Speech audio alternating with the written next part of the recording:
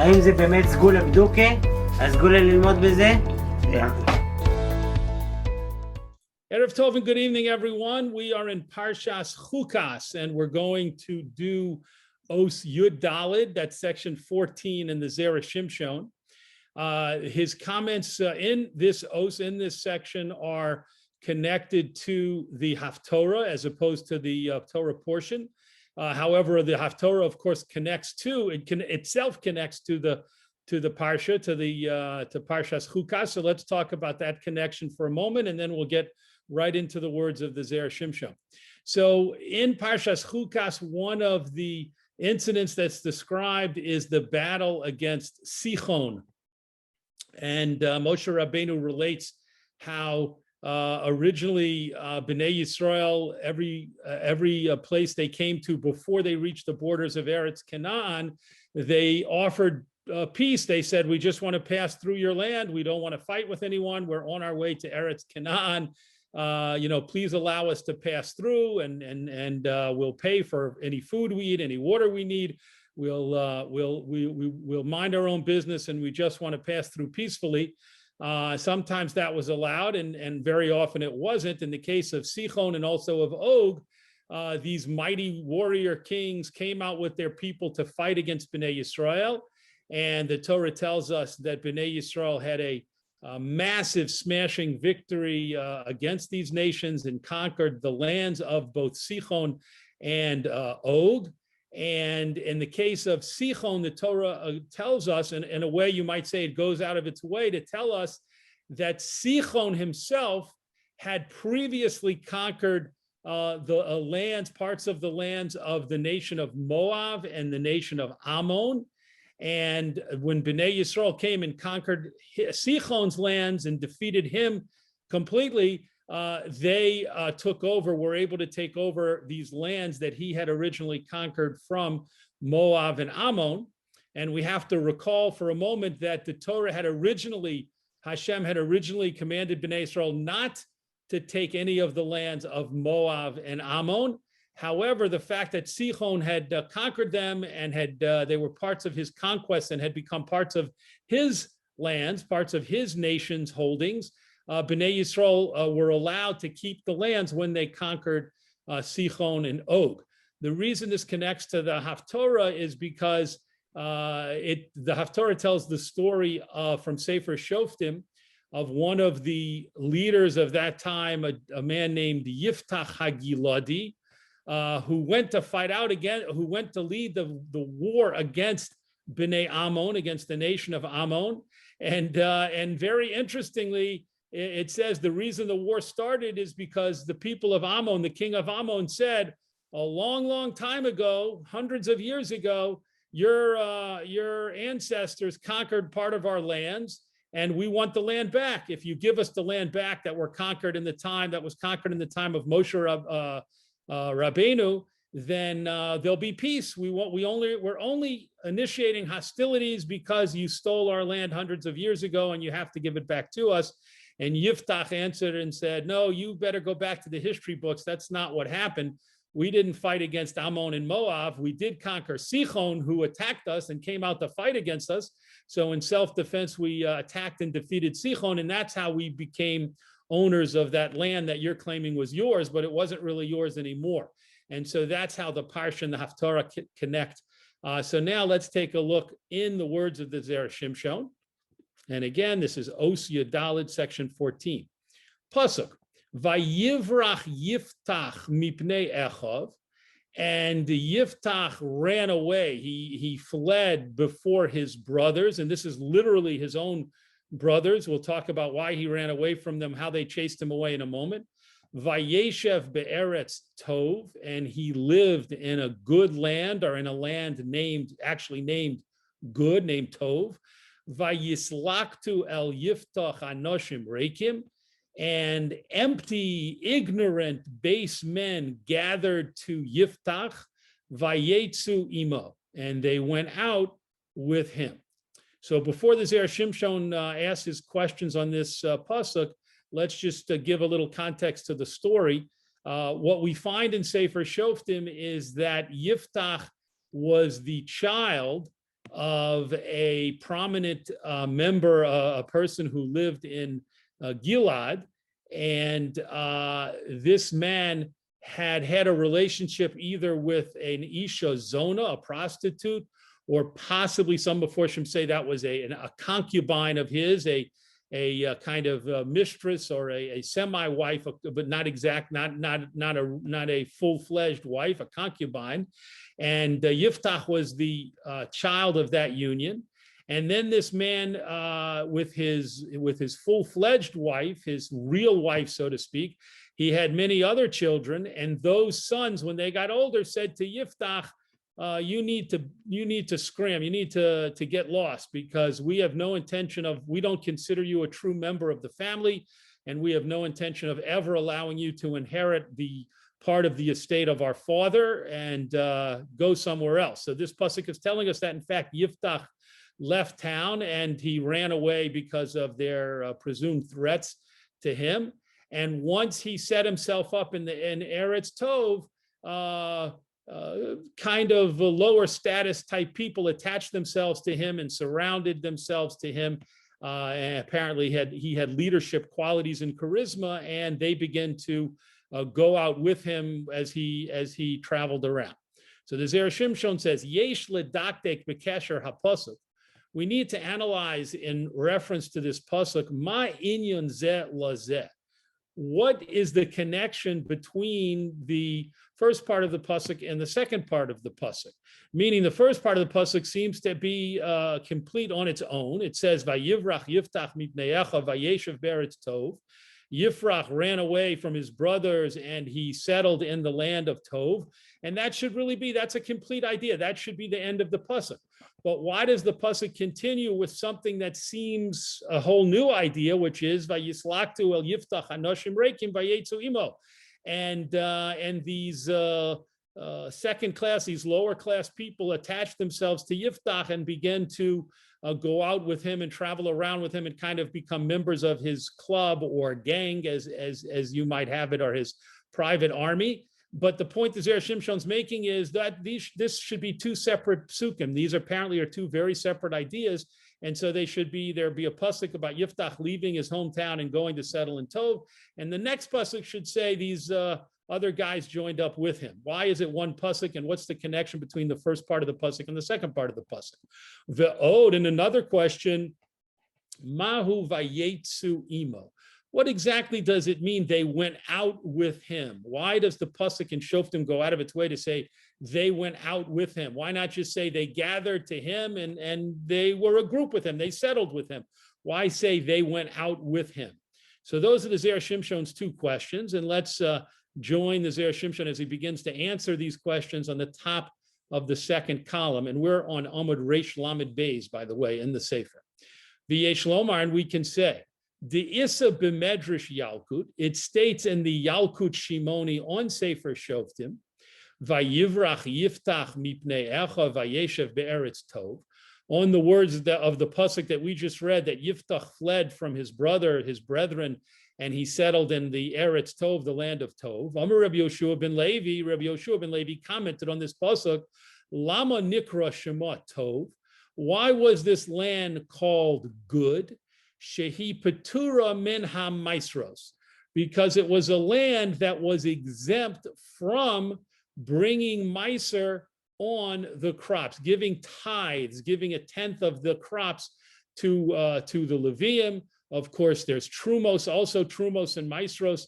Truma is where you give a percentage of the crop to the Kohanim, and maisros is where you give a tenth of the crop to Levium. And this land was exempt from those obligations, and therefore it was called a good land, because in the perspective of some people, it's nice to be exempt from these Torah obligations, from these mitzvos, and you're able to grow your crops and not have to worry about tithes and not have to worry about separating trumos and maisros. So that's why it was called, again, from some people's perspective, I guess the ones who gave it the name Tov, this is a good land because you don't have to worry about the agricultural obligations that you would if this was a part of Eretz Yisrael proper, where trumos and maisros are obligatory.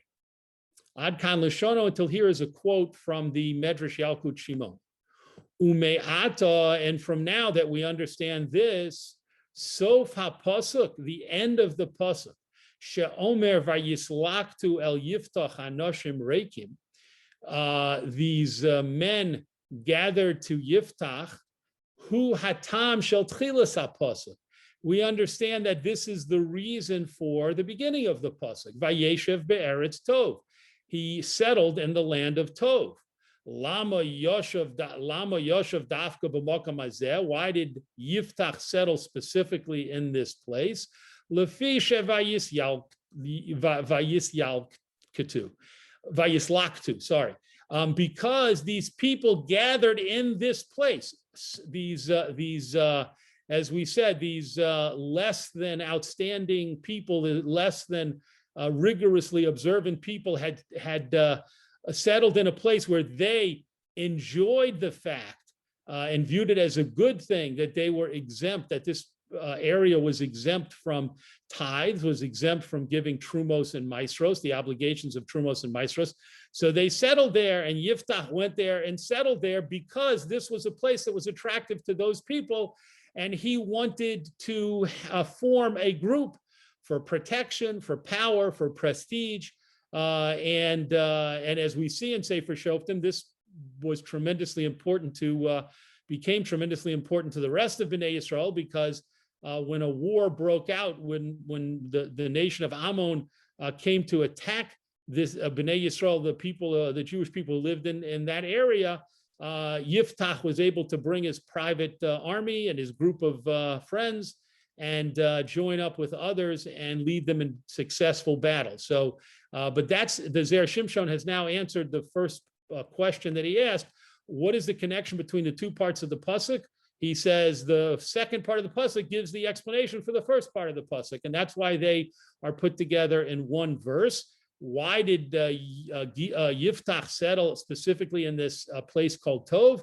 Because it was a place that was attractive to certain types of people, because it was exempt from Trumos and Maestros. And so Yiftach, who wanted to, again, as we said, kind of build up a little bit of a private army and a private force, and wasn't averse to having these people be not of top quality, religiously speaking, went there and started building up his group. Because at first glance, we would have asked a question on the Medrash Yalkut Shimoni. Shedorash be'eretz tov, that it explained the words eretz tov, lomar, to say, shehu poter min ha'maisros, that this was a land that was exempt from tithes.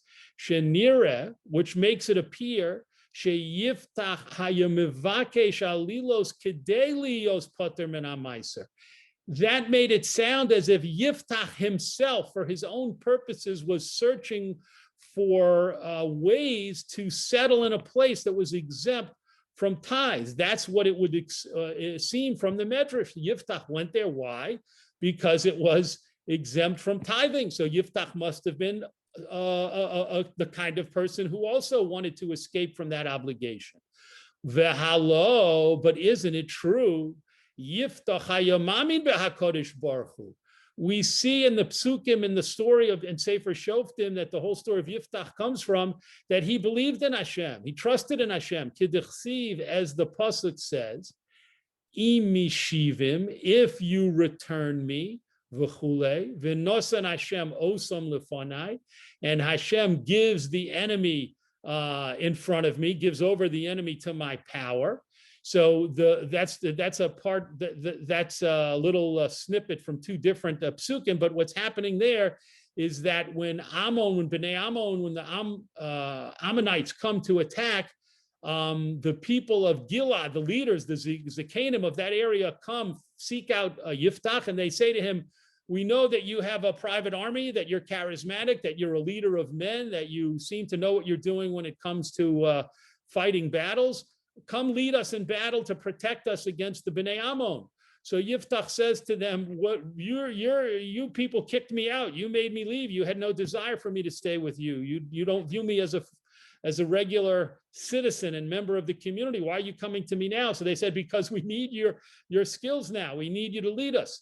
So Yiftach says, okay, if I let you bring me back and you put me in the charge of the army and I'm victorious, and Hashem gives over these Bnei Ammon to me, to my army, then I want to stay as the head. I don't want to be cast away again. And the Zakanim agree to that. But we see, the Zera Shimshon is showing us, we see Yiftach talked about Hashem being the one to give him victory in battle. So he obviously believed in Hashem. And he continues, Ve'od, in another pasuk, Vayedaber Yiftach has called Devorav Lifnei Hashem Bamitzpah. And Yiftach, before the battle, spoke all of his words to Hashem. He davened to Hashem and poured out his heart to Hashem before the battle. So it's clear that Yiftach believed and trusted in Hashem. And someone who has true emunah in Hashem, biyodua, it is known, shehu mafresh trumos u'maisros kiraoi, that such a person will separate, will always want to separate the trumos and the maisros kiraoi, appropriately and properly. Such a person is not looking to escape from their obligation of trumos and maisros. Such a person would be would emphasize and be very fixated upon and focused on making sure to fulfill the mitzvos of truma, of giving truma and meiser properly and fully and appropriately. And Yiftach would seem to be such a person. The Od Kran, we have another pasuk that comes from Sefer Malachi, Uvechanuni na bezos. Over there in Sefer Malachi, you can see it's Perek Gimel. There are several psukim that talk about the importance of doing the agricultural mitzvos such as trumos and maisros. And Hashem even it says, the Navi quotes Hashem as saying bichanuni, from the lashon bechina, test me, give trumos and maisros as a test, and see if I don't turn around and reward you multiple times over, above and beyond what you gave as a schar, as a reward for giving trumos and maisros properly. And so the Zera Shimshon says, Yiftach, like all believing Jews and trusting Jews, would have trusted in Hashem and wanted to give trumos and maisros and would never have wanted to escape from such an obligation. So how did the Medrash Yalkut Shimoni make it appear that Yiftach was trying to settle in a place where he would be exempt from these obligations? Again, as the Zera Shimshon continues, Ve'ech efshar, and how is it possible? She Yiftach bochar lo makom zeh, that Yiftach chose for himself this place, Shenira, that it made it appear Shebo liftor atzmo min hamaiser, that he came there specifically to exempt himself from giving meiser, from the obligation of tithing. So the Zera Shimshon is saying to us that the simple explanation in the Yalkut Shimoni seems to be that Yiftach is the one who settled in Eretz Tov in order to be exempt from these obligations.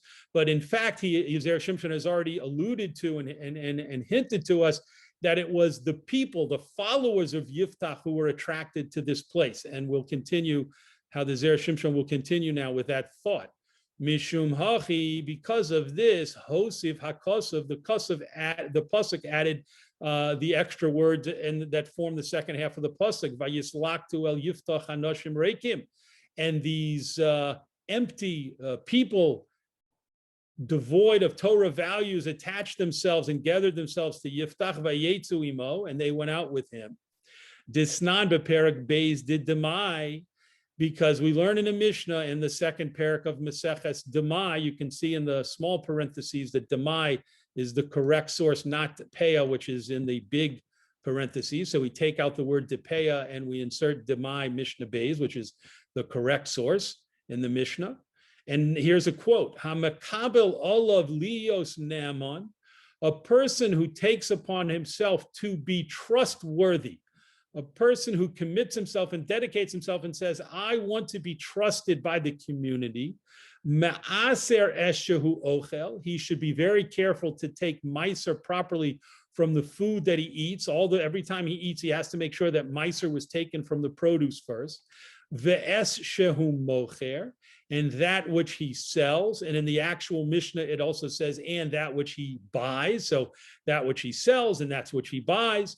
Ve'eno misareach etzel am haaretz, and he should not be a guest with an ignorant person, meaning a guest who will eat a meal in the home of an am haaretz, of an ignorant person, because an ignorant person, we learn in Chazal teach us, could not be trusted to always take trumos and maasros. Even an ignorant person, an am haaretz, who wanted to be religiously observant and tried to be religiously observant, was not always careful about trumos and maasros, sometimes because they didn't know the halachas and hadn't learned the halachas properly, sometimes because they were not medaktik, they were not careful, didn't show the proper care with the halachas of these mitzvos. And so if a person wants to be a naaman, wants to be a trustworthy person in the community, he should make sure to always take maaser from the produce he's about to eat, from the produce that he buys, from the produce that he sells, and he should not eat a meal in the home of an am haaretz. Ad kan lashono, until here is a quote from the Mishnah in Demai. Ve'im kain, and if so, yiftach hayamukhrach lishev im elu. Excuse me, Elu ha'amei ha'rotzos biyachad. Yiftach was in a tough situation because he had been kicked out of his hometown where all the good, solid citizens and religiously observant people lived. He had been chased away, and he had found himself with the following of amei ha'rotzos, of ignorant people, people who were not as careful and meticulous about the mitzvos, and certainly not about trumos and maaser. And Yiftach was forced to live with them. I mean, he couldn't go out and live totally alone in the forest. So he lived with these other people. Vehem hayu anoshim reikim, and they, as the pasuk described them in Shoftim, they were empty people. Dahainu, which means amei ha'arotzos, they were ignorant people, meaning they were empty of Torah knowledge and Torah learning. Ulefamim, and sometimes gam hu hayitzarech lechol imohem.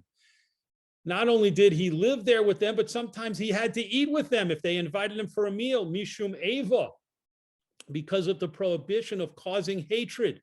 There's a concept brought down in Chazal and in Halacha that we should try our hardest to the best of our ability not to cause hatred to ourselves or to other Jews by doing actions that would show disdain and show disrespect and show rejection to other Jewish people, and in certain situations to other non-Jewish people as well. So we have to do our best to refrain in most situations from doing things that would cause people to hate us. And if Yiftach told all these people who had gathered themselves around him, all of his camp followers, I can't eat with you. If you invite me for dinner, I'm not going to come over. If you invite me for lunch, if you want to share your food with me, you want to have a snack, I can't eat with you. That would have caused Eva, that would have caused hatred and discord and machlokas. And so he didn't do that. So even though he wanted to be as careful as he himself could be with trumos and maasros and all of the mitzvos, sometimes he had to eat with these people. And if he had settled in a place, in a locale that was obligated in tithing and trumos and maaser, then he would have lost his trustworthiness. And he wanted the exact opposite to happen. To maintain his chazaka, his trustworthiness as a ne'eman, as a trustworthy individual in the community. So Yiftach is doing everything he can to establish and maintain his status as a person who's careful with halacha, with the halachos, with Jewish law, and particularly with trumos and maasros. But here he finds himself in a situation where his followers are not at all careful about trumos and maasros, and he sometimes has to accept invitations from them and eat with them.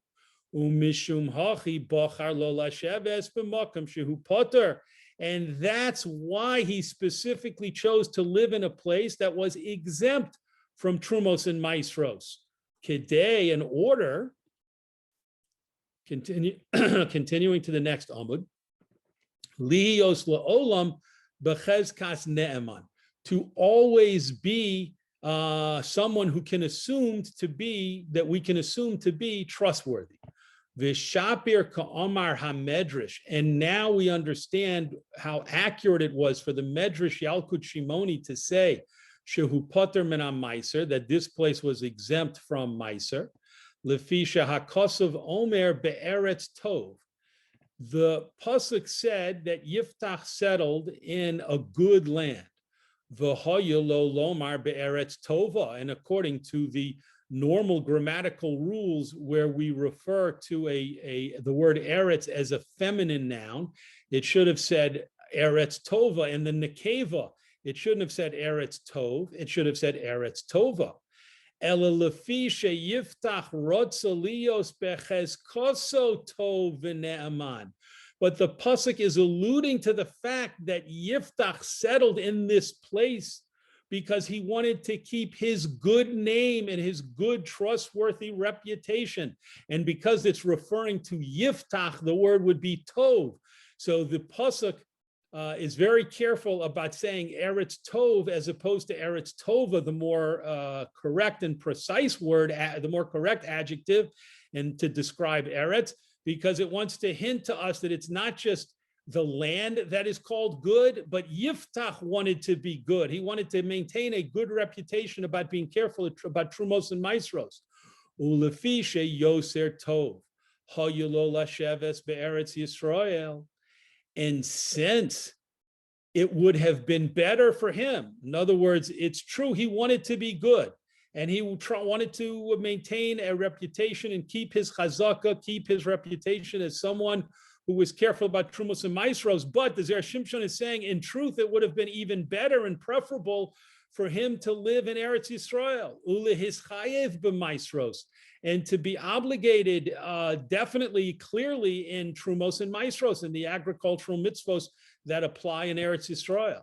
V'la'azov chevras ha'anoshim reikim, and to forsake and leave this group of ignorant followers.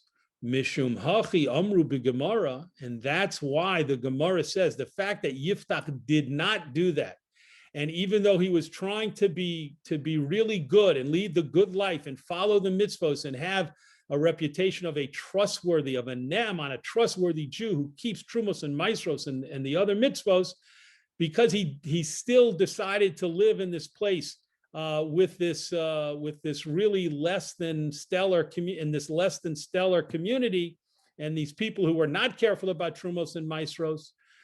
Mishum hachi amru b'Gemara dekama, the Gemara in Bava Kama says, Metayil ve'ozil dikla bisha. This is just the beginning of the quote. It means a palm tree that is bad, meaning a palm tree that is not bearing fruit, takes a stroll and goes. And the rest of the quote says it goes and joins up with a whole grove of trees that are not bearing fruit.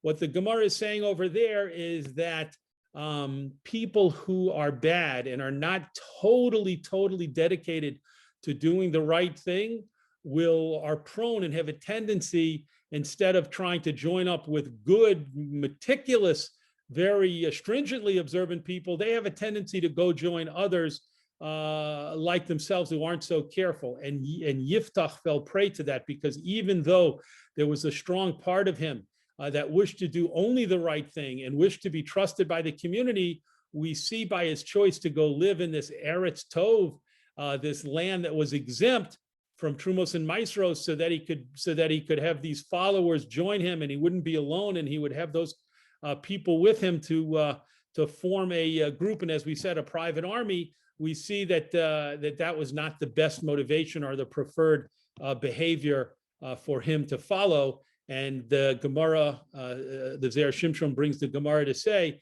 if you have one tree that's bad and doesn't bear fruit, if you wait over time, you'll see somehow it tends to migrate towards other trees that are not bearing fruit, just like a person who's not totally committed to doing the right thing will be drawn to others who are not committed to doing the right thing as well. So the Zera Shimshon has given us very important insights into the personality of Yiftach HaGiladi, who is the main character of the Haftorah on Parshas Chukas. And I think just before we close the subject, it's important to realize that the Zera Shimshon took great cares and was painstaking about not painting a negative picture, a completely negative picture of Yiftach, which some people do. Some people read the story and they come away with the conclusion that Yiftach was really a bad guy, and some people might even say he was a Russia. And certainly at the end of the story of Yiftach, a very tragic event takes place, and that event itself has different meforshim, different ways of looking, different ways of explaining it. But putting that aside, some people look at Yiftach and say they only needed him because he was a great military leader. That's the only reason they appointed him to be a leader at that time. However, the Zera Shimshon has went out of his way to prove to us and to establish for us that Yiftach believed in Hashem. He trusted in Hashem, and specifically and explicitly talked about Hashem, davened to Hashem before the battle. And also chose to live in a place where he knew it would be exempt from maasros, because he didn't want to be in a situation where he'd be surrounded by people who didn't keep the laws of trumos and maasros. But in this place, they'd be exempt from trumos and maasros. Nonetheless, at the very end, the Zera Shimshon says, but we have to balance that with the fact that he passed up on his opportunity to do the best possible thing and live in Eretz Yisrael and completely fulfill the mitzvos of trumos and maasros there.